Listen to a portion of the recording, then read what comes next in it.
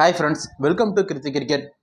CSK அணியில் இருந்து வெளியேறும் ரவீந்திர ஜடேஜா அவருடைய ஊதியத்தை பாதியாக குறைத்ததால் அதிருப்தியில் இந்த முடிவை எடுத்தும் இருக்காரு.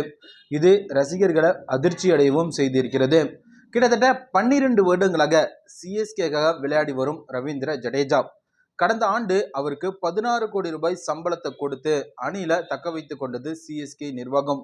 கடந்த ஆண்டு 16 கோடி ரூபாய் சம்பளம் கொடுக்கப்பட்டதுக்கு காரணமும் தல தோனிதனம்.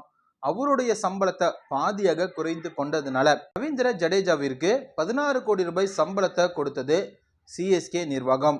ஆனா கடந்த 3 வருடங்களாக சிஎஸ்கேவில் ரவீந்திர ஜடேஜாவுடைய செயல்பாடு ரொம்பவே குறைந்து போய் இருக்கிற காரணத்தினால, அது மட்டும் இல்லாமல் தற்போது சர்வதேச T20 போட்டியில இருந்து ரவீந்திர ஜடேஜா ஓய்வு அறிவித்ததன் காரணமும் அவருக்கு தற்போது சிஎஸ்கே நிர்வாகம் சம்பளத்தை அதிரடியாக குறைத்தும் இருக்கிறது.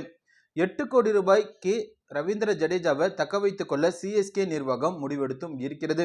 இதனால கடும் அதிருப்திக்கு ஆளான ரவீந்திர ஜடேஜா தற்போது சிஎஸ்கே அணியில இருந்து வெளியேற இருப்பதாகவும், சிஎஸ்கே நிர்வாகத்துடனான உடன்படிக்கை ரவீந்திர ஜடேஜாவுக்கு தற்போது ஒத்து வரல அப்படின்னும் சில முக்கியமான தகவல்கள் வெளியாகி இருக்கிறது. எப்படி இருந்தாலும் 2025 தல தோனியை சிஎஸ்கே விளையாட வைப்பதற்கு பல முயற்சிகளை எடுத்து வருகிறது. இந்த நிலையில ரவீந்திர ஜடேஜா அணியில இருந்து வெளியேறுவது ரசிகர்களுக்கு மிகுந்த அதிர்ச்சியை தான் ஏற்படுத்தி இருக்கிறது. இந்த வீடியோ உங்களுக்கு பிடிச்சா நம்ம சேனலை மறக்காம சப்ஸ்கிரைப் பண்ணிடுங்க. அப்படியே பக்கத்தில் உள்ள பெல் ஐக்கானை கிளிக் பண்ணிடுங்க. நன்றி.